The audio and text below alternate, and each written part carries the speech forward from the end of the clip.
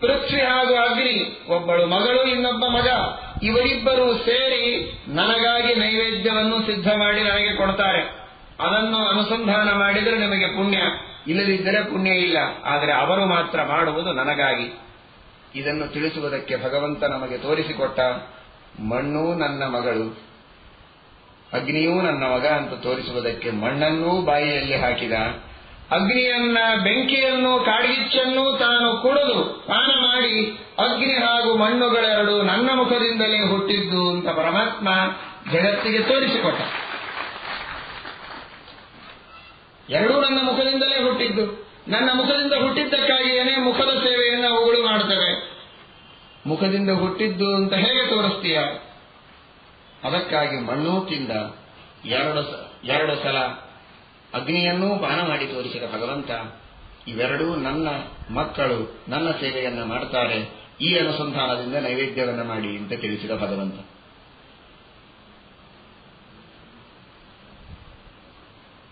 ಜೊತೆಗೆ ಜಗತ್ತಿನೊಳಗೆ ಹುಟ್ಟುವುದು ಮಣ್ಣಿನಿಂದ, ಇರುವುದು ಮಣ್ಣಿನ ಮೇಲೆ, ಸತ್ತ ಮೇಲೆ ಹೋಗುವುದು ಮತ್ತೆ ಮಣ್ಣಿಗೆ. ಮನುಷ್ಯ ಹುಟ್ಟಬೇಕು ಮಣ್ಣಿನಿಂದಲೇ, ಧಾನ್ಯಗಳು ಹುಟ್ಟಬೇಕು, ಆ ಮೂಲಕವಾಗಿಯೇ ಮನುಷ್ಯ ಹುಟ್ಟುತ್ತಾನೆ. ಹುಟ್ಟಿದ ಮೇಲೆ ನಿಲ್ಲೋದು ಮಣ್ಣಿನ ಮೇಲೆ, ಕೊನೆಗೆ ಸತ್ತ ಮೇಲೆ ಹೋಗುವುದು ಮಣ್ಣಿನೊಳಗೆ. ಹಾಗಾದರೆ ಜಗತ್ತಿನ ಸೃಷ್ಟಿ, ಸ್ಥಿತಿ, ಲಯ ಇವು ಎಲ್ಲವುಗಳಿಗೂ ಕಾರಣವಾದದ್ದು ಮಣ್ಣು. ಈ ಸಮಗ್ರವಾದ ವಿಶ್ವದ ಸೃಷ್ಟಿ ಸ್ಥಿತಿ ಲಯಗಳಿಗೆ ಕಾರಣನಾದವನು ನಾನು ಅಂತ ತೋರಿಸಿಕೊಳ್ಳುವುದಕ್ಕೆ ಮಣ್ಣು ಹಾಗೂ ನಾನು ಎರಡೂ ಒಂದೇ ಗುಣಧರ್ಮಗಳನ್ನು ಪಡೆದವರು. ಹೇಗೆ ಜಗತ್ತಿನ ಸೃಷ್ಟಿ ಸ್ಥಿತಿ ಲಯಗಳನ್ನು ಮಣ್ಣು ಮಾಡುತ್ತೆ ತನ್ನ ಮಟ್ಟದಲ್ಲಿ, ಅದರಂತೆ ಜಗತ್ತಿನಿಂದ ಭಿನ್ನನಾದರೂ ಜಗತ್ತಿನ ಸೃಷ್ಟಿಯೂ ನನ್ನಿಂದಲೇ ಹುಟ್ಟಿ ಬರೋದು, ನನ್ನಲ್ಲಿಯೇ ನಿಲ್ಲೋದು, ಕೊನೆಗೆ ಲೀನವಾಗಿ ನನ್ನಲ್ಲಿಯೇ ಪ್ರವೇಶ ಮಾಡಿ ಆ ಜಗತ್ತು ಲಯವನ್ನು ಹೊಂದುತ್ತದೆ. ಇದನ್ನು ತಿಳಿಸಿಕೊಡುವುದಕ್ಕಾಗಿಯೂ ಕೂಡ ಭಗವಂತ ಮಣ್ಣಿನಂತೆ ಜಗತ್ತಿಗೆ ನಾನು ಕಾರಣನಾಗಿದ್ದೇನೆ, ಮಣ್ಣೇ ಜಗತ್ತಾದಂತೆ ಅಲ್ಲ, ಆದರೆ ಕಾರಣನಾಗಿದ್ದೇನೆ ಎಂಬ ಅರ್ಥದಲ್ಲಿ ಮಾತ್ರ ನಾನೂ ಮಣ್ಣಿನಂತೆ ಕಾರಣ ಅಂತ ತೋರಿಸಿಕೊಡುವುದಕ್ಕೆ ಪರಮಾತ್ಮ ಮಣ್ಣು ತಿಂದಿದ್ದಾನೆ ಎಂಬುದಾಗಿಯೂ ನಾವು ಅರ್ಥ ಮಾಡಿಕೊಳ್ಳಬೇಕು. ಭಗವಂತ ಮುಖದಿಂದ ಬ್ರಾಹ್ಮಣರನ್ನು ಹುಟ್ಟಿಸಿದ್ದಾನೆ ಅಂತ ನೀವು ಕೇಳಿದ್ದೀರಿ. ಬ್ರಾಹ್ಮಣೋಸ್ಯ ಮುಖಮಾಸಿ, ಮುಖದಿಂದಲೇ ಬ್ರಾಹ್ಮಣರನ್ನು ಹುಟ್ಟಿಸಿದ್ದು. ಬ್ರಾಹ್ಮಣ ತಾನು ಹುಟ್ಟಿದ ಮೇಲೆ ಮಾಡಬೇಕಾದ ಕರ್ತವ್ಯ ಏನು? ಶುದ್ಧನಾಗಿರಬೇಕು ಮೊದಲನೇದು. ತನ್ನ ಕರ್ತವ್ಯ ಕರ್ಮಗಳನ್ನು ಮಾಡಬೇಕು, ಇದು ಎರಡನೇದು. ಯಜ್ಞಯಾಗಾದಿಗಳನ್ನು ಮಾಡುವುದು. ಬ್ರಾಹ್ಮಣ ಹುಟ್ಟಿದ ಮೇಲೆ ಹೇಗೆ ಶುದ್ಧನಾಗಿರಬೇಕು ಇದನ್ನು ಶಾಸ್ತ್ರ ಬಹಳ ಹೇಳಿಕೊಟ್ಟಿದೆ. ಶೌಚ ಮೂಲ ದ್ವಿಜೋಯತಃ. ಬ್ರಾಹ್ಮಣನಿಗೆ ಮೂಲವಾದದ್ದು ಶೌಚ, ಶುದ್ಧಿ. ತನ್ನ ದೇಹಕ್ಕೆ ಎಷ್ಟು ಶುದ್ಧಿಯನ್ನು ಕಾಪಾಡಿಕೊಂಡು ಹೋಗ್ತಾನೆ ಅಷ್ಟು ಅವನಲ್ಲಿ ಸದಾಚಾರ ಸದ್ವಿಚಾರಗಳು ಬೆಳೀತದೆ. ಅದಕ್ಕಾಗಿ ಶುದ್ಧಿ ಇದು ಬಹಳ ಮಹತ್ವದ್ದು. ಆ ಶುದ್ಧಿಗೆ ಮೂಲಭೂತವಾದದ್ದೇ ಅದು ಮಣ್ಣು. ಬ್ರಾಹ್ಮಣ ಹೇಗಿರಬೇಕು ಅಂದ್ರೆ ದ್ವಿಜ, ಬ್ರಾಹ್ಮಣ ಮಾತ್ರ ಅಂತ ಅಭಿಪ್ರಾಯವಲ್ಲ, ದ್ವಿಜರು ಯಾರೇ ಆಗಲಿ ಅವರು ಹೇಗಿರಬೇಕು ಅಂದ್ರೆ ತಮ್ಮ ದೇಹದ ಶುದ್ಧಿಯನ್ನು ಕಾಪಾಡಿಕೊಳ್ಳಬೇಕು ಮಣ್ಣಿನಿಂದ. ಇದನ್ನು ತಿಳಿಸಿಕೊಡುವುದಕ್ಕೆ ಮುಖದಿಂದ ಹುಟ್ಟಿದ ಬ್ರಾಹ್ಮಣನಿಗೆ ತನ್ನ ಶುದ್ಧಿ ಬಹಳ ಅವಶ್ಯಕ. ತಾನು ಅಶುದ್ಧನಾದ ಅಂದ್ರೆ ಎಲ್ಲರನ್ನೂ ಅಶುದ್ಧ ಮಾಡ್ತಾನೆ, ತನ್ನನ್ನೂ ತಾನು ಹಾಳಿ ಮಾಡಿಕೊಳ್ತಾನೆ ಅಂತ ತೋರಿಸುವುದಕ್ಕೆ ಆ ಬಾಯಿಯಲ್ಲಿ ಮಣ್ಣು ಹಾಕಿದ ದೇವರು. ಬಾಯಿಯಲ್ಲಿ ಇದ್ದವರು ಯಾರು? ಬ್ರಾಹ್ಮಣರು. ಈ ಮಣ್ಣಿನಿಂದ ದೇಹವನ್ನ ಶುದ್ಧ ಮಾಡಿಕೊಳ್ಳಿ. ದಾಸರು ಹೇಳುವಂತೆ ಮಣ್ಣಿಂದ ಕಾಯ, ಮಣ್ಣಿಂದ ಕಾಯ. ಮಣ್ಣಿನಿಂದಲೇ ಈ ದೇಹ ಬಂದದ್ದು, ಮಣ್ಣಿನಿಂದಲೇ ಈ ದೇಹದ ಶುದ್ಧಿ.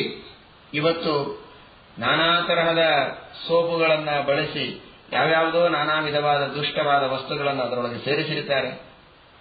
ಎಷ್ಟೋ ಮಾಂಸಗಳು, ಇನ್ನನೇಕ ವಿಧವಾದಂತಹ ಹೊಲಸು ಪದಾರ್ಥಗಳನ್ನ ಸೇರಿಸಿ ಮಾಡಿದ್ದನ್ನ ಹಾಕಿಕೊಂಡು ಮೈ ಬಹಳ ಸ್ವಚ್ಛವಾಯಿತು ಅಂತ ನಾವು ತಿಳಿದುಕೊಳ್ತೇವೆ. ಅದರಷ್ಟು ಹೊಲಸು ಯಾವುದಲ್ಲ.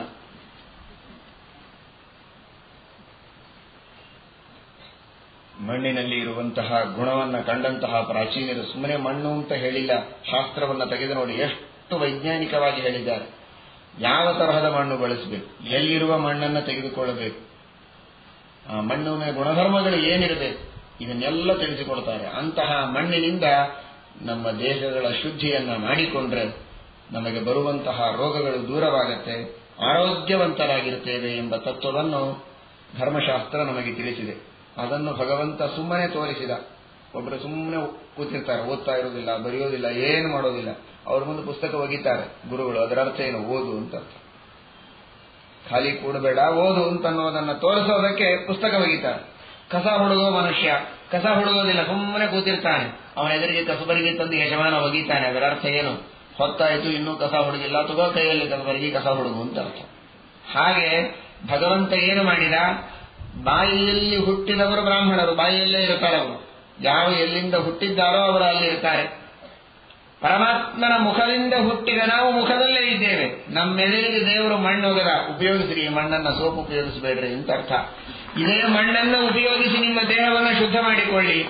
ಇದೇ ಮಣ್ಣಿನಲ್ಲಿ ಯಜ್ಞಯಾಗಾದಿಗಳನ್ನು ಮಾಡಿ ಅನ್ನುವುದಕ್ಕಾಗಿಯೇ ಅಗ್ನಿಯನ್ನೂ ಪಾನ ಮಾಡಿದ ಪರಮಾತ್ಮ ಮುಖದಲ್ಲಿರುವ ಬ್ರಾಹ್ಮಣರು ಯಜ್ಞಯಾಗಾದಿಗಳನ್ನು ಬಿಟ್ಟು ಇವತ್ತು ಇನ್ಯಾವುದೋ ಬೆಂಕಿ ಬಾಯಿಯಲ್ಲಿ ಹಾಕೋತಾರೆ ಜನ. ಅದಲ್ಲ, ಮತ್ತೆ ಅಂಥದಲ್ಲ.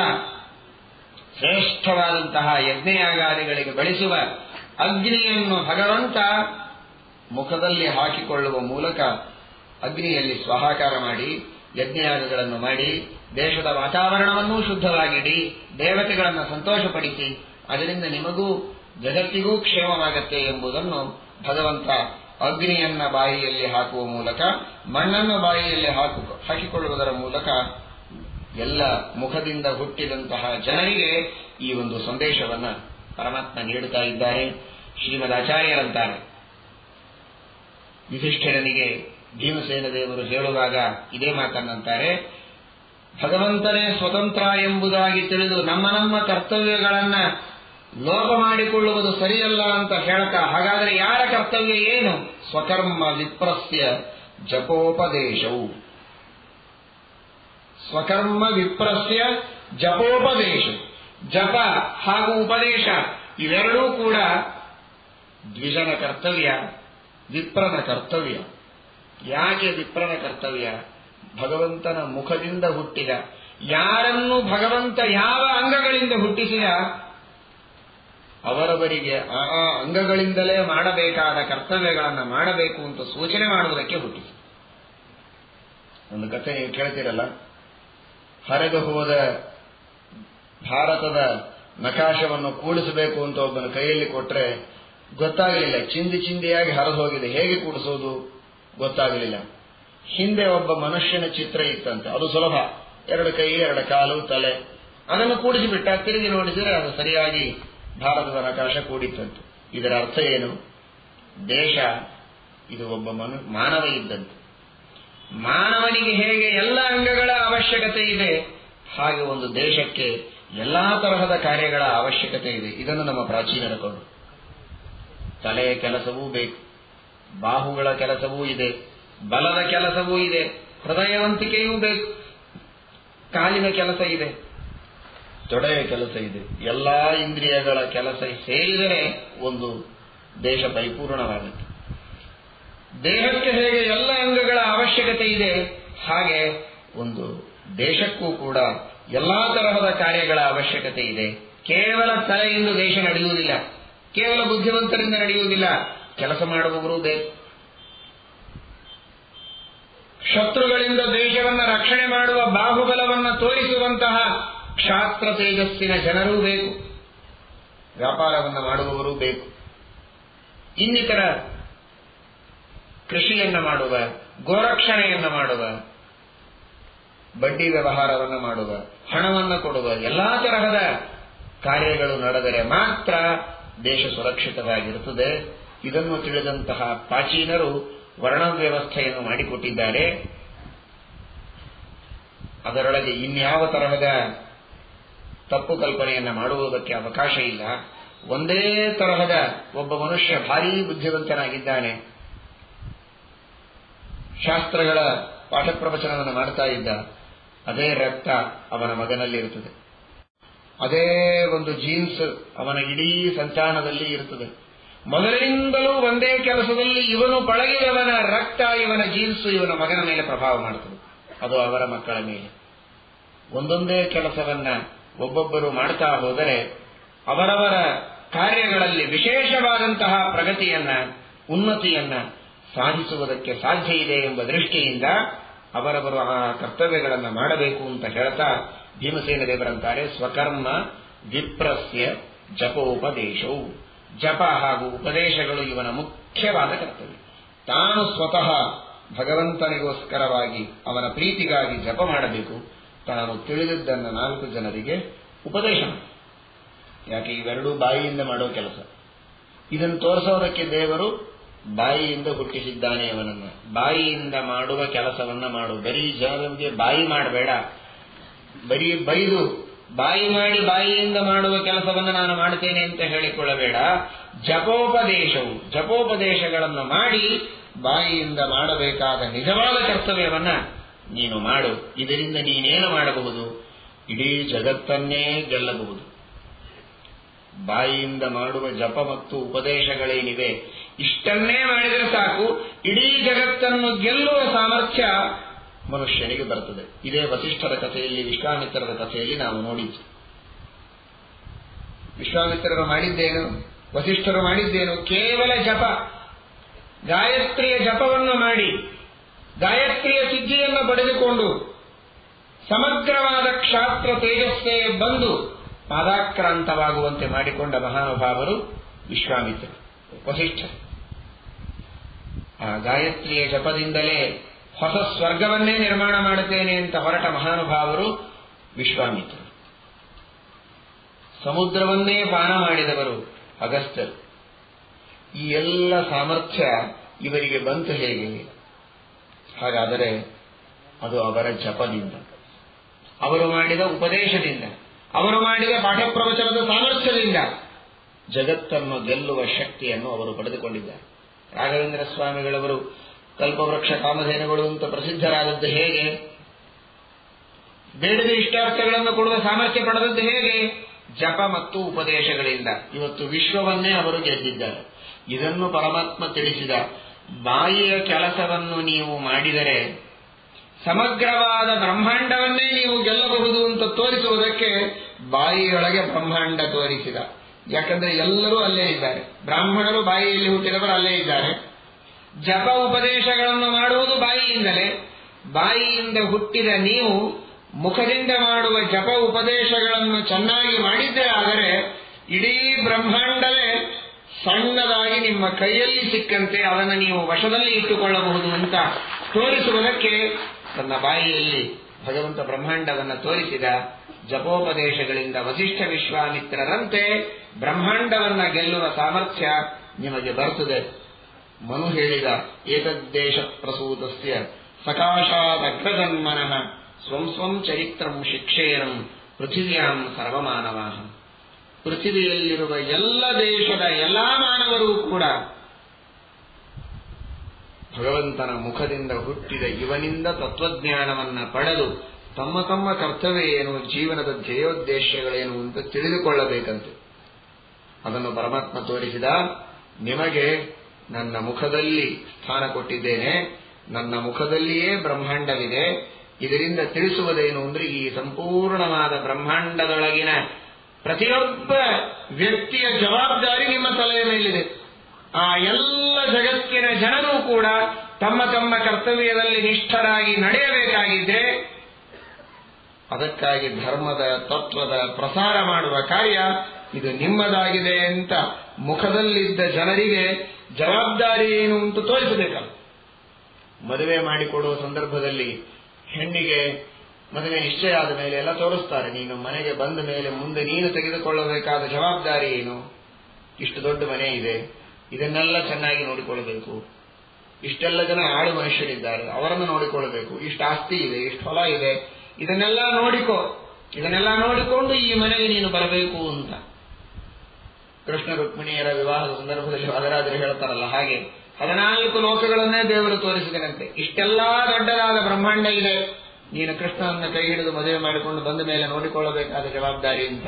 ಹಾಗೆ ಮನೆಗೆ ಬರುವ ಒಬ್ಬ ಸಾಮಾನ್ಯ ಹೆಣ್ಣು ಮಗಳಿಗೆ ಯಾವ ಮನೆಗೆ ಕಾಲಿಡ್ತಾ ಇದ್ದಿ ಅಂತ ನೋಡಿ ಅಷ್ಟೆಲ್ಲ ಮನಸ್ಸಿನೊಳಗೆ ಪ್ರಿಪೇರ್ ಆಗಿ ಆಮೇಲೆ ಕಾಲಿಡುವಂತ. ಹಾಗೆ ಬ್ರಾಹ್ಮಣನಿಗೆ ಭಗವಂತ ತೋರಿಸ್ತಾ ಇದ್ದಾನೆ, ನೀನು ನನ್ನ ಬಾಯಿಯಿಂದ ಹುಟ್ಟಿದ್ದಿ, ಆದ್ರೆ ಯಾವ ಬಾಯಿಯಿಂದ ಹುಟ್ಟಿದ್ದಿ ಆ ಬಾಯಿಯಲ್ಲಿರುವ ಇಡೀ ಬ್ರಹ್ಮಾಂಡವನ್ನ ನೋಡು, ನಿನ್ನ ಜವಾಬ್ದಾರಿ ಎಷ್ಟು ದೊಡ್ಡದಿದೆ. ಇಂತಹ ಸಮಗ್ರವಾದ ವಿಶ್ವದಲ್ಲಿಯೇ ಧರ್ಮದ ತತ್ವದ ಪ್ರಸಾರವನ್ನ ಮಾಡುವ ಜವಾಬ್ದಾರಿ ನಿನ್ನದಾಗಿದೆ. ಅದನ್ನು ನೋಡಿಕೊಂಡು ಈ ಬ್ರಾಹ್ಮಣ್ಯವನ್ನ ನೀನು ಸ್ವೀಕಾರ ಮಾಡು ಎಂಬ ತಿಳುವಳಿಕೆಯನ್ನ, ಎಚ್ಚರವನ್ನ ಭಗವಂತ ಕೊಡುವುದಕ್ಕಾಗಿ ತನ್ನ ಮುಖದಲ್ಲಿ ಬ್ರಹ್ಮಾಂಡವನ್ನು ತೋರಿಸಿದ್ದಾನೆ ಎಂಬುದಾಗಿ ನಾವು ಅರ್ಥ ಮಾಡಿಕೊಳ್ಳಬೇಕು. ಅಂತಹ ದೊಡ್ಡದಾದ ಸಂದೇಶವನ್ನು ಈ ಸಣ್ಣ ಕಾರ್ಯದಿಂದ ಪರಮಾತ್ಮ ಸಮಸ್ತವಾದ ಜಗತ್ತಿಗೆ ನೀಡಿದ್ದಾನೆ. ಇಂತಹ ಸಂದೇಶವನ್ನು ಪರಮಾತ್ಮ ನೀಡಿ ಯಶೋದೆಗೆ ಮತ್ತೆ ಮಾಯೆಯಿಂದ ಆವರಣ ಮಾಡಿ ತಾನು ಮಗ ಅನ್ನುವಂತಹ ಭಾವನೆಯನ್ನು ಮೂಡಿಸಿದ ಪರಮಾತ್ಮನನ್ನು ಬೇಕಾದಷ್ಟು ಸಲ ಶಾಸ್ತ್ರಗಳ ಮೂಲಕವಾಗಿ ನಾವು ತಿಳಿಯುತ್ತೇವೆ. ಆದರೂ ಮತ್ತೆ ಭಗವಂತನನ್ನು ಮರೆತು ನಮ್ಮ ಕಾರ್ಯಗಳಲ್ಲಿ ಪ್ರವೃತ್ತರಾಗ್ತೇವೆ. ತಾಯಿಯಾಗಿ ಯಾವಾಗಲೂ ಭಗವಂತನ ಲೀಲೆಗಳನ್ನೇ ನೋಡುತ್ತಾ ಕಾಲ ಕಳೆಯುವ ಯಶೋದೆಗೆ ಪರಮಾತ್ಮನ ಮಾಯೆ ಇದು ಆವರಿಸಿದ ಮೇಲೆ ನಮ್ಮಂಥವರನ್ನ ಮಾಯೆ ಆವರಿಸುವುದು ಬಹಳ ಸಹಜ. ಅದಕ್ಕಾಗಿ ಯಾವಾಗೋ ಒಮ್ಮೆ ಕೆಲವೇ ಹೊತ್ತುಗಳ ಕಾಲ ಮಾತ್ರ ನಾವು ಶಾಸ್ತ್ರಗಳನ್ನು ಕೇಳಿದರೆ, ಪುರಾಣಗಳನ್ನು ಪ್ರವಚನಗಳನ್ನು ಕೇಳಿದರೆ ಸಾಲದು. ಸತತವಾಗಿ ಭಗವಂತನ ಶಾಸ್ತ್ರಗಳ ಆಲೋಚನೆಯಲ್ಲಿ ನಾವು ರತರಾಗಬೇಕು ಎಂಬ ತತ್ವವನ್ನು ಕೂಡ ಈ ಒಂದು ಕಥೆಯಿಂದ ಭಗವಂತ ತಿಳಿಸಿದ್ದಾನೆ ಅಂತ ತಿಳಿ. ಶ್ರೀಕೃಷ್ಣ ವಿಶ್ವೋದಯ ಸ್ಥಿತಿಲಯೋನ್ಯತಿ ಪ್ರದಾಯ ಜ್ಞಾನಪ್ರದಾಯ ವಿಬುಧಾಸುರ ಸೌಖ್ಯ ದುಃಖ ಸತ್ಕಾರಣಾಯ ವಿತತಾಯ ನಮೋ ನಮಸ್ತೆ. ಶ್ರೀಕೃಷ್ಣ ಪರಮಾತ್ಮ ಬಾಲಲೀಲೆಗಳನ್ನು ತೋರಿಸುವುದರ ಜೊತೆಗೆ ತನ್ನ ದಿವ್ಯವಾದ ಸಾಮರ್ಥ್ಯವನ್ನು ಜಗತ್ತಿಗೆ ತೋರಿಸಿದ್ದಾನೆ. ಆಟದೊಳಗೆ ಸಮಸ್ತವಾದ ಜಗತ್ತಿಗೆ ಕಾರಣಕರ್ತನಾದವನು ನಾನು ಎಂಬ ತಿಳುವಳಿಕೆಯನ್ನು ಗೋಪಾಲಕರಿಗೂ ನಂದ ಯಶೋದಯರಿಗೂ ಮುಂದೆ ಬರುವ ಸಮಸ್ತ ಜಗತ್ತಿಗೂ ತಿಳಿಸಿದ ಮಹಾನುಭಾವ ಶ್ರೀಕೃಷ್ಣ ಪರಮಾತ್ಮ. ಭಗವದ್ಗೀತೆಯಲ್ಲಿ ಉಪದೇಶ ಮಾಡುವುದು ಒಂದು ಕ್ರಮವಾದರೆ, ತನ್ನ ಆಟಪಾಠಗಳ ಮೂಲಕವಾಗಿಯೇ ಜಗತ್ತಿಗೆ ಪಾಠವನ್ನು ಕಲಿಸಿದ ಕ್ರಮ ಮತ್ತೊಂದು. ಶ್ರೀಕೃಷ್ಣ ಪರಮಾತ್ಮ ಆಟ ಆಡ್ತಾ ಒಂದು ದಿನ ಎಲ್ಲ ಮಕ್ಕಳು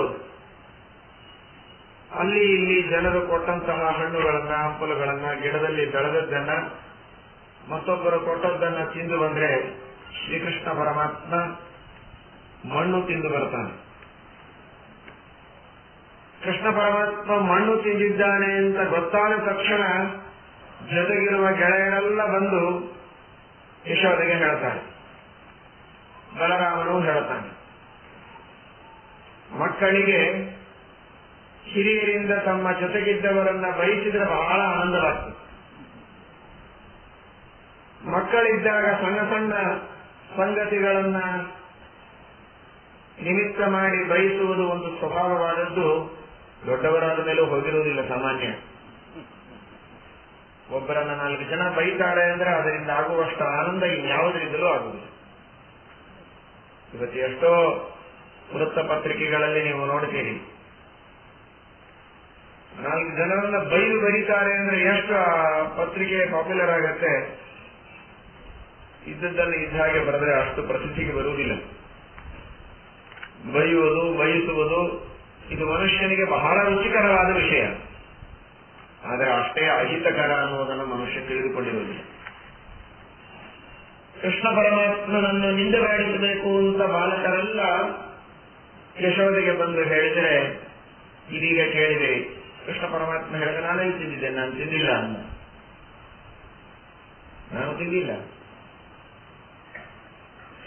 ಈಗ ಬಾಯಿಯಲ್ಲಿ ಹಾಕಿದ್ದಾನೆ, ಬೇಕು ಅಂದ್ರೆ ಬಾಯಿ ತೆಗೆಸಿ ನೋಡು ಅಂತ ಮಕ್ಕಳು ಹೇಳಿದ್ರೆ ಕೃಷ್ಣ ಬಾಯಿ ತೆಗಿತಾನೆ. ತೆಗೆದರೆ ಸಮಗ್ರವಾದಂತಹ ಬ್ರಹ್ಮಾಂಡವನ್ನೇ ಯಶೋದೆ ಅಲ್ಲಿ ನೋಡ್ತಾರೆ. ಆ ಬ್ರಹ್ಮಾಂಡದೊಳಗೆ ಗೋಕುಲವೂ ಕಾಣಿಸ್ತದೆ, ಗೋಕುಲದೊಳಗೆ ಮತ್ತೆ ತಾನು ಕೃಷ್ಣ ಇದ್ದದ್ದು ಮತ್ತೆ ಬಾಯಿಯಲ್ಲಿ ಕಾಣುತ್ತಾರೆ. ಆಶ್ಚರ್ಯವಾಗಿ ಗಾಬರಿಯಾಗಿ ಎರಡೂ ಕಣ್ಣುಗಳನ್ನು ಮುಚ್ಚುತ್ತಾರೆ. ಮತ್ತೆ ಪರಮಾತ್ಮ ತನ್ನ ಮಾಯೆಯಿಂದ ಅದನ್ನು ಮುಚ್ಚಿ ಹಾಕ್ತಾನೆ ಎಂಬ ಕಥೆಯನ್ನು ಶ್ರೀಮದ್ ಭಾಗವತದಲ್ಲಿ ನೀವೆಲ್ಲ ಕೇಳಿದ್ದೀರಿ. ಭಗವಂತ ಇದರಿಂದ ಏನು ನಮಗೆ ತಿಳಿಸ್ತಾನೆ, ಇದನ್ನು ಅರ್ಥ ಮಾಡಿಕೊಳ್ಳುವುದು. ಬಹಳ ತತ್ವಗಳನ್ನು ನಮಗೆ ಭಗವಂತ ಈ ಸಣ್ಣ ಸಂಗತಿಯಿಂದ ತಿಳಿಸಿದ್ದಾನೆ. ಮೊದಲನೆಯದಾಗಿ ತಿನ್ನೋದು ಇದರ ಅರ್ಥವೇನು? ಯಾವುದು ನಮ್ಮ ಬಾಯಿಯಲ್ಲಿ ಇಲ್ಲ ಅದನ್ನು ಹಾಕಿಕೊಂಡ್ರೆ ಅದು ತಿನ್ನೋದು ಅಂತ ಕರೀತಾರೆ. ನಡೆಯೋದು ಇದರ ಅರ್ಥ ಎಲ್ಲಿ ನಾವಿಲ್ಲ ಅಲ್ಲಿ ಹೆಜ್ಜೆ ಇಟ್ಟರೆ ಅದು ನಡೆಯೋದು ಅಂತ.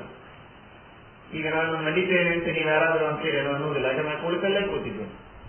ಇದು ನಡೆದಂತೆ ಅಲ್ಲ, ನಾನು ಮುಂದೆ ಬಂದರೆ ನಡೆದಂತೆ, ಯಾಕಂದ್ರೆ ನಾನು ಅಲ್ಲಿ ಇಲ್ಲ. ನಾನು ಇಲ್ಲದೇ ಇದ್ದ ಪ್ರದೇಶಕ್ಕೆ ನಾನು ಹೋಗುವುದು ಉಂಟಲ್ಲ, ಇದು ನಡೆಯುವುದು. ಯಾವುದು ನನ್ನೊಳಗೆ ಇಲ್ಲ ಅದನ್ನ ಬಾಯಿಯಲ್ಲಿ ಹಾಕಿಕೊಳ್ಳುವುದು, ಇದು ತಿನ್ನೋದು. ಏನು ಹೊಲಸಿದ್ದಾರೆ ಅವರು, ಎಷ್ಟು ಹಲ್ಲು ತಿಂತಾರಂತ ಯಾರಾದ್ರೂ ಅಂತಾರೆ? ಹಲ್ಲು ಬಾಯಾಗೆ ಇರ್ತವೆ, ತಿನ್ನೋದೇ. ಬಾಯಿಯೊಳಗೆ ಇದ್ದದ್ದಕ್ಕೆ ತಿನ್ನೋದು ಅಂತ ಯಾರು ಅನ್ನೋದಿಲ್ಲ. ನಾಲಿಗೆ ತಿಂತಾರೆ, ಹಲ್ಲು ತಿಂತಾರೆ, ಮಾಂಸ ತಿಂತಾರೆ. ಅವರು ದೊಡ್ಡ ಆಚಾರ ಅಂತ ಅನ್ಕೊಂಡು, ಯಾಕಂದ್ರೆ ಮೈ ತುಂಬ ಮಾಂಸ ಅದಲ್ಲ. ಒಳಗಿದ್ದದ್ದಕ್ಕೆ ಯಾರು ತಿನ್ನೋದು ಅನ್ನೋದಿಲ್ಲ. ಇಲ್ಲದಿದ್ದದ್ದನ್ನು ಒಳಗೆ ಹಾಕಿಕೊಳ್ಳುವುದಕ್ಕೆ ತಿನ್ನೋದು ಅಂತಾರೆ. ನಮ್ಮೊಳಗೆ ಮಾಂಸ ಇದೆ, ಎಲವಿದೆ, ರಕ್ತ ಇದೆ, ಹಲ್ಲಿದೆ, ಚರ್ಮ ಇದೆ. ಇವು ಒಂದೊಂದು ತಿಂದ್ರೆ ಎಷ್ಟು ಹೊಲಸಿದ್ದು. ಎಲುವುಗಳನ್ನು ಇನ್ನೂ ಮಾಂಸ ತಿನ್ನೋರು ಇದ್ದಾರೆ ಜಗತ್ತಾಗೆ, ಆದ್ರೆ ಎಲುವು ತಿನ್ನೋರು, ಹಲ್ಲು ತಿನ್ನೋರು, ಚರ್ಮ ತಿನ್ನೋರು ಯಾರೂ ಇಲ್ಲ. ಚರ್ಮವನ್ನು ಉಗುಳಿ ಒಳಗಿನ ಮಾಂಸವನ್ನು ತಿಂತಾರೆ ಮಾಂಸಾಹಾರಿ ಪ್ರಾಣಿಗಳು ಕೂಡ. ಹಾಗಾದರೆ ಯಾರಾದರೂ ಮಾಂಸ ತಿಂದ, ಚರ್ಮ ತಿಂದ ಅಂತ ಹೇಳ್ತಾರೇನು? ಹೇಳುವುದಿಲ್ಲ. ಕಾರಣ ಏನು? ಇದ್ದದ್ದನ್ನ ಒಳಗೆ ಇಟ್ಟುಕೊಂಡರೆ ಅದು ತಿನ್ನುವುದಲ್ಲ, ಇಲ್ಲದಿದ್ದದ್ದನ್ನು ಒಳಗೆ ಹಾಕಿಕೊಂಡ್ರೆ ಅದು ತಿನ್ನುವುದು. ನಾನು ಮಣ್ಣು ತಿಂದೆ ಎಂದು ಇಷ್ಟೆಲ್ಲ ಬಾಲಕರು ಹೇಳ್ತಾರಲ್ಲ, ಇದರ ಅರ್ಥ ಏನು? ನನ್ನೊಳಗೆ ಇಲ್ಲದ ಮಣ್ಣನ್ನು ನಾನು ಒಳಗೆ ಹಾಕಿಕೊಂಡಿದ್ರೆ ನಾನು ಮಣ್ಣು ತಿಂದಂತೆ. ಬ್ರಹ್ಮಾಂಡ ನನ್ನ ಬಾಯಿ ಒಳಗೆ ಇದೆ, ಹಲ್ಲುಗಳು ನಮ್ಮ ಒಳಗೆ ಇದ್ದಂತೆ, ಮಾಂಸ ರಕ್ತಗಳು ಒಳಗೆ ಇರುವಂತೆ ಬ್ರಹ್ಮಾಂಡ ಇದು ನನ್ನ ದೇಹದೊಳಗಿದೆ. ಇಡೀ ಜಗತ್ತೇ ನನ್ನೊಳಗಿದ್ದಾಗ ಹೊಸದಾಗಿ ನಾನೇನು ತಿನ್ನೋದಿದೆ? ನಾನು ತಿಂದದ್ದಲ್ಲ, ಅದು ಇದ್ದದ್ದು. ಇದನ್ನು ತಿಳಿಸಬೇಕಾಗಿದೆ ಭಗವಂತನಿಗೆ. ಅದಕ್ಕಾಗಿ ಮಣ್ಣು ತಿಂದಾಗ ಬ್ರಹ್ಮಾಂಡ ಯಾಕೆ ತೋರಿಸಿದ? ಮಣ್ಣು ಮಾಯ ಮಾಡ್ಲಿಕ್ಕೆ ಬರ್ತಿದ್ದಿಲ್ಲ ಅಂತ ಹೇಳಿದೆ. ಮಣ್ಣು ತಿಂದಿದ್ದೇನೋ ನಿಜ ಇತ್ತು, ತಾಯಿ ಬೈತಾಳೆ ಅಂತ ಗಾಬರಿಯಾಗಿ ಮಣ್ಣು ಮಾಯ ಮಾಡಿಬಿಟ್ಟಿದ್ರೆ ಆಗ್ತಿತ್ತು. ಮಾಯಾವಿ ಪರಮಾನಂದಂ ತ್ಯಕ್ವಾ ವೈಕುಂಠಮುತ್ತಮಂ, ಮಹಾಮಾಯಾವಿ ಅವನು.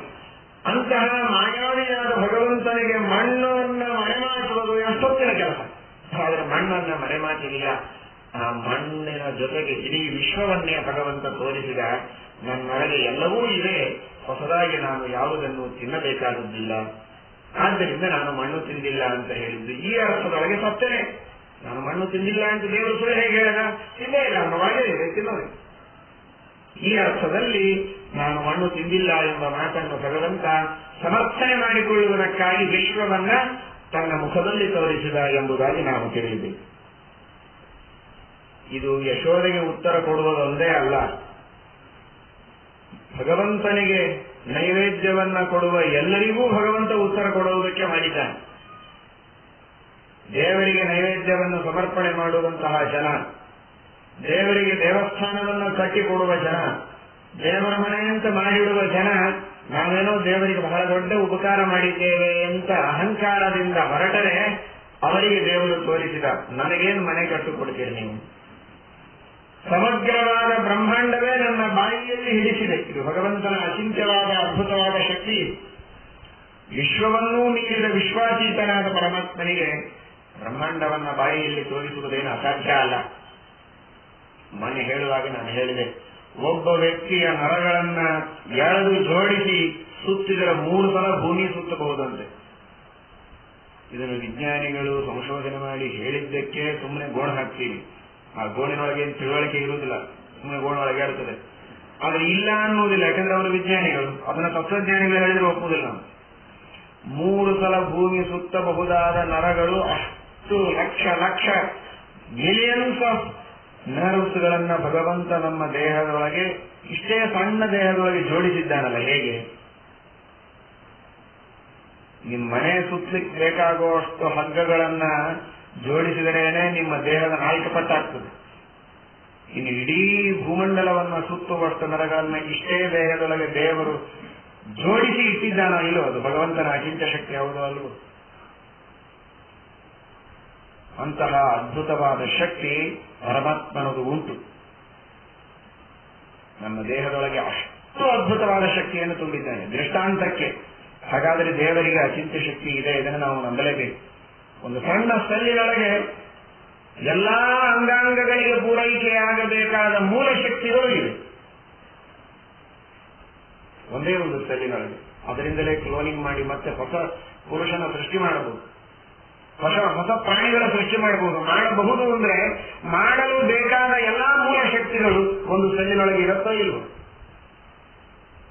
ಹಾಗಾದರೆ ಒಂದೊಂದೇ ಸೆಲ್ಲಿನೊಳಗೆ ಅಷ್ಟು ಶಕ್ತಿಯನ್ನು ತುಂಬಿ, ಒಂದು ದೇಹದೊಳಗೆ ಇಷ್ಟು ಶಕ್ತಿಯನ್ನು ತುಂಬಿ, ಒಂದು DNA RNAಗಳಲ್ಲಿ ಅಷ್ಟು ಶಕ್ತಿಯನ್ನ ತುಂಬಿ ಇರುವ ಭಗವಂತನಿಗೆ ಈ ವಿಶ್ವವನ್ನ ತನ್ನ ಬಾಯಿಯೊಳಗೆ ಇಟ್ಟುಕೊಳ್ಳುವ ಶಕ್ತಿ ಇದೇನೂ ಅಸಾಧ್ಯವಾದದ್ದಲ್ಲ. ಅಂತಹ ಭಗವಂತ ತೋರಿಸಿದ ನನ್ನ ಮುಖದೊಳಗೇನೆ ಸಮಗ್ರವಾದಂತಹ ವಿಶ್ವ ಅಡಗಿದೆ. ನನಗೆ ನೀವೇನು ಹೊಸದಾಗಿ ದೇವಸ್ಥಾನ ಕಟ್ಟಿ ಕೊಟ್ಟರೆ ಉಪಕಾರ ಅಲ್ಲ, ನಿಮಗೆ ನನ್ನ ದರ್ಶನ ಭಾಗ್ಯ ಸಿಗಬೇಕು, ಸೇವೆಯ ಭಾಗ್ಯ ಸಿಗಬೇಕು, ಮಾಡಿಕೊಡಿ, ದೇವಸ್ಥಾನ ಮಾಡಿ. ನೀವು ತಿನ್ನುವ ಅನ್ನಕ್ಕೆ ನನ್ನ ಪರ್ಮಿಷನ್ ಬೇಕು ಅನ್ನೋದಕ್ಕೆ ನೈವೇದ್ಯ ಮಾಡಿ ತಿನ್ನಿ. ಹೀಗಾದರೆ ದೇವರ ಒಲಿಕೆ ತಪ್ಪಿದ್ದಲ್ಲ, ಇದನ್ನು ತಿಳಿಯಿರಿ. ಹಾಲು ಮೊಸರುಗಳೆಲ್ಲ ಬಂಡೆಯ ಮೇಲೆ, ದೇವರು ಕೆಳಗೆ. ಈಗ ಕೃಷ್ಣಾಷ್ಟಮಿಯ ದಿನ ನೀವೆಲ್ಲ ಬಹಳ ರಾಯಚೂರಿನವರು, ಬಹಳ ಭಗವದ್ಭಕ್ತರು, ಬಹಳ ಒಳ್ಳೆಯವರು. ಆದರೆ ಕೆಲವು ಊರುಗಳಲ್ಲಿ ಬಂದವರು ಕೃಷ್ಣನ ಪೂಜೆ ಎಲ್ಲಿ ನಡೆದಿದೆ ಎಂದು ನೋಡೋದಿಲ್ಲ, ನೈವೇದ್ಯಕ್ಕೆ ಏನಿಟ್ಟಿದ್ದಾರೆ ಅದನ್ನು ನೋಡ್ತಾ ಇರ್ತಾರೆ.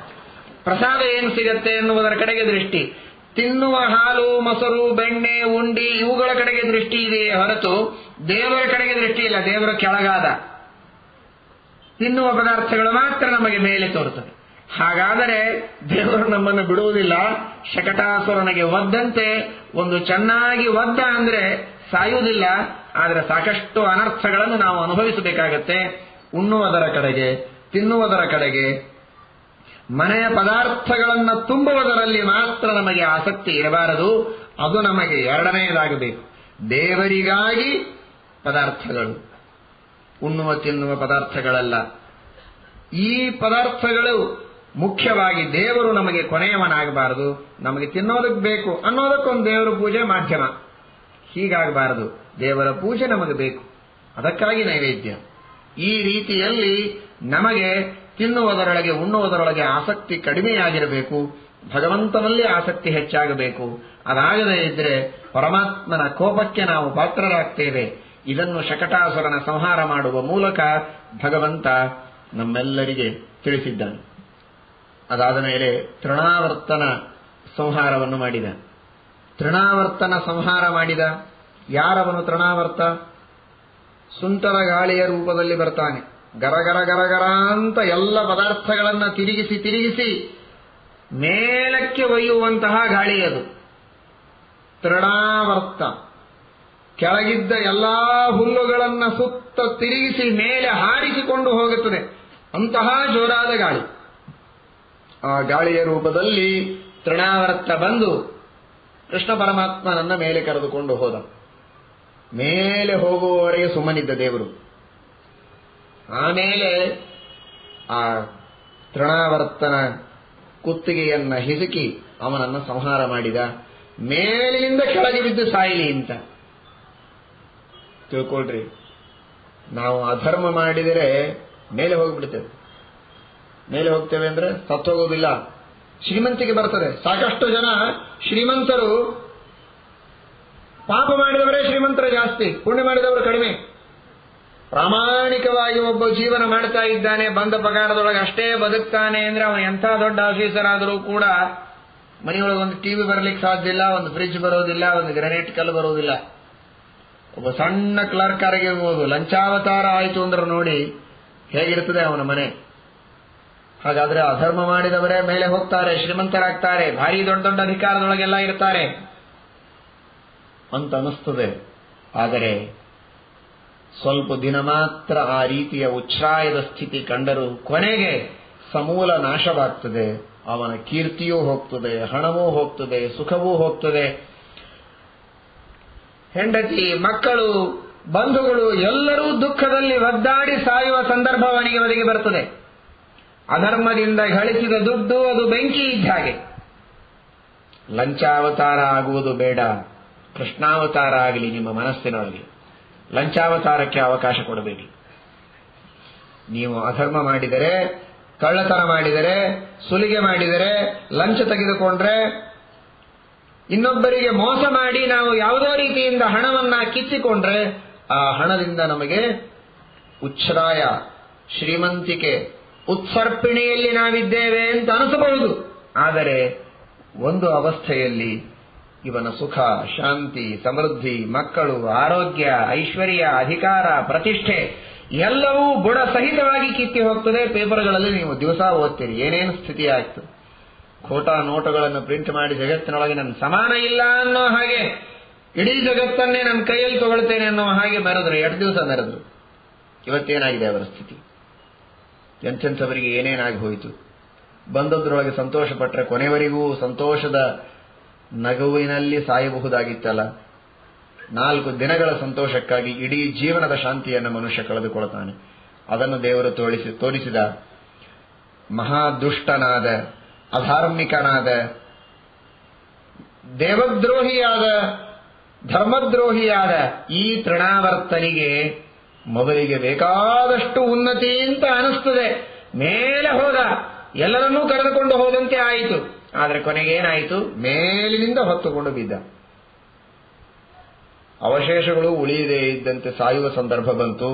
ಅಧರ್ಮ ಮಾಡಿದರೆ ಮೊದಲಿಗೆ ಮನುಷ್ಯನಿಗೆ ಉನ್ನಾಹ ತೋರ್ತದೆ, ಕೊನೆಗೆ ಮಾತ್ರ ಸಮೂಲ ನಾಶವಾಗ್ತದೆ. ಈ ಎಚ್ಚರ ಇರಬೇಕು. ಇವತ್ತು ನಮಗೆ ಇನ್ನೊಂದು ಸಂದೇಶವನ್ನು ಈ ಮೂಲಕ ಪರಮಾತ್ಮ ತಿಳಿಸುವುದೇನು ಅಂದರೆ, ನಾವೆಲ್ಲ ಒಂದು ಸುಂಟರ ಗಾಳಿಗೆ ಸಿಕ್ಕೊಂಡಿದ್ದೇವೆ. ಅಧರ್ಮದ ಗಾಳಿಗೆ ನಾವು ಸಿಕ್ಕೊಂಡಿದ್ದೇವೆ. ಪಾಶ್ಚಾತ್ಯ ಸಂಸ್ಕೃತಿಯ ಗಾಳಿಗೆ ನಾವೆಲ್ಲ ಸಿಕ್ಕೊಂಡಿದ್ದೇವೆ. ಯವನರ ಸಂಸ್ಕೃತಿಯ ಗಾಳಿಗೆ ಸಿಕ್ಕೊಂಡಿದ್ದೇವೆ. ಆದರೆ ನಮ್ಮನ್ನ ಮೇಲೆ ಹಾರಿಸಿಕೊಂಡು ಹೋಗಬಹುದು ಯಾವಾಗ? ನಮ್ಮೊಳಗೆ ಭಾರ ಇಲ್ಲದೆ ಇದ್ರೆ. ಅವನ ಹೆಸರೇನಿತ್ತು ಹೇಳಿ? ಏನಿತ್ತು ಅವನ ಹೆಸರು? ಮರೆತು ಬಿಟ್ರ? ಇಷ್ಟೊತ್ತವರೆಗೆ ಹೇಳಿದ್ದು ತೃಣಾವರ್ತ. ಅವನು ತೃಣಾವರ್ತ ಹೊರತು ಪಾಷಾಣಾವರ್ತ ಅಲ್ಲ. ಅವನು ಕಲ್ಲು ಹಾರಿಸಿಕೊಂಡು ಹೋಗಲಿಲ್ಲ, ಅವನು ಗುಡ್ಡಗಳನ್ನು ಹಾರಿಸಿಕೊಂಡು ಹೋಗಲಿಲ್ಲ, ಅವನು ಹುಲ್ಲುಗಳನ್ನು ಹಾರಿಸಿಕೊಂಡು ಹೋದ. ನಿಮ್ಮ ವ್ಯಕ್ತಿತ್ವ ಹೇಗಿರಬೇಕು ತಿಳಿದುಕೊಳ್ಳಿ. ನಾಯಮಾತ್ಮ ಬಲಹೀನೇನ ಲಭ್ಯ. ಜ್ಞಾನದ ಬಲ ನಿಮ್ಮಲ್ಲಿರಲಿ, ಯುಕ್ತಿಯ ಬಲ ನಿಮ್ಮಲ್ಲಿರಲಿ. ನಾನು ತಿಳಿದ ಧರ್ಮ, ನಾನು ನಂಬಿದ ಶ್ರೀಕೃಷ್ಣ, ನಾನು ನಂಬಿದಂತಹ ಶ್ರೀರಾಮಚಂದ್ರ ಇವನ ಸರ್ವೋತ್ತಮ. ಯಾವ ಮತಾಂತರದ ಹಾವಳಿ ಬಂದರೂ ಕೂಡ ನಾವು ಕಲ್ಲಿನಂತೆ, ಗುಡ್ಡದಂತೆ ಗಟ್ಟಿಯಾಗಿರಬೇಕೇ ಹೊರತು ತಣದಂತೆ, ಹುಲ್ಲಿನಂತೆ ಇದ್ರೆ ನಮ್ಮನ್ನ ಹಾರಿಸಿಕೊಂಡು ಹೋಗುವ ಜನ ಬಹಳ ಇದ್ದಾರೆ ಇವತ್ತು. ಆದರೆ ಕೊನೆಗೂ ಕೃಷ್ಣ ಅವರಿಗೆ ಗತಿ ಕಾಣಿಸಬೇಕಾದದ್ದನ್ನ ಕಾಣಿಸ್ತಾನೆ. ಆದರೆ ಮೊದಲಿಗೆ ನಾವು ಎಚ್ಚರದಿಂದ ಇರಬೇಕು. ನಾವು ಹುಲ್ಲಿನಂತೆ ಇರಬಾರದು. ಉಫ್ ಅಂತ ಊರಿದ್ರೆ ಹಾರೋ ಹಾಗಿರಬಾರದು. ಹಾರೋ ಸ್ಥಿತಿ ಬರ್ತದೆ. ಹಾರೋರ್ನ ದೂರಿಟ್ರೆ ಹಾರೋ ಸ್ಥಿತಿ ಬರ್ತದೆ. ಸರಿಯಾದ ರೀತಿಯಲ್ಲಿ ತತ್ವಜ್ಞಾನವನ್ನು ಉಪದೇಶ ಮಾಡುವಂತಹ ಪ್ರಾಚೀನವಾದ ಭಾಗವತದ, ಭಗವದ್ಗೀತೆಯ, ಮಹಾಭಾರತದ, ರಾಮಾಯಣದ ಸಂಸ್ಕೃತಿ ಹಾರಿ ಹೋಗದೆ ಇದ್ದಂತೆ ಅದನ್ನ ಉಳಿಸಿಕೊಂಡು ಬಂದವರೇ ಹಾರೋರು. ಅವರನ್ನ ಬಿಟ್ಟರೆ ನಾವೇ ಹಾರೋ ಸ್ಥಿತಿ ಬರ್ತದೆ. ಇದನ್ನು ನಾವು ಎಚ್ಚರದಿಂದ ತಿಳಿಯಬೇಕು. ಆ ಸಂಸ್ಕೃತಿಯನ್ನ ಬಿಟ್ಟು ಕೊಡಬಾರದು. ಹುಲ್ಲಿನ ಸ್ಥಿತಿ ನಮ್ಮದಾಗಬಾರದು, ಕಲ್ಲಿನ ಸ್ಥಿತಿಯೇ ಇರಬೇಕು.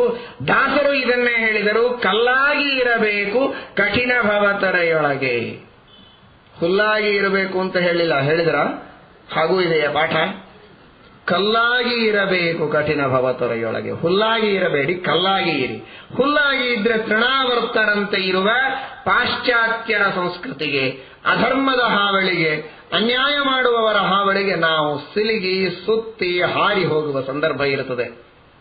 ಇಷ್ಟೂ ಮೀರಿ ನೀವೇನಾದರೂ ಹಾಗೆ ಹಾರಿ ಹೋದದ್ದೇ ಆದರೆ ಕೃಷ್ಣನಿಗೆ ಶರಣು ಹೋಗಿ ಆ ಕೃಷ್ಣ ಆ ತೃಣಾವರ್ತರಂತೆ ಬಂದ ದುರ್ಜನರ ಸಂಹಾರ ಮಾಡಿ ನಿಮಗೆ ಮತ್ತೆ ನಿಮ್ಮ ಧರ್ಮದ, ನಿಮ್ಮ ಸಂಪ್ರದಾಯದ, ನಿಮ್ಮ ಸಂಸ್ಕೃತಿಯ ಪುನರುಜ್ಜೀವನ ಮಾಡಿಕೊಟ್ಟು ನಿಮ್ಮೆಲ್ಲರಿಗೆ ರಕ್ಷಣೆ ಮಾಡ್ತಾನೆ. ಇವತ್ತು ನಮಗೆ ಕೃಷ್ಣ ನೇರವಾಗಿ ಸಿಗುವುದಿಲ್ಲ.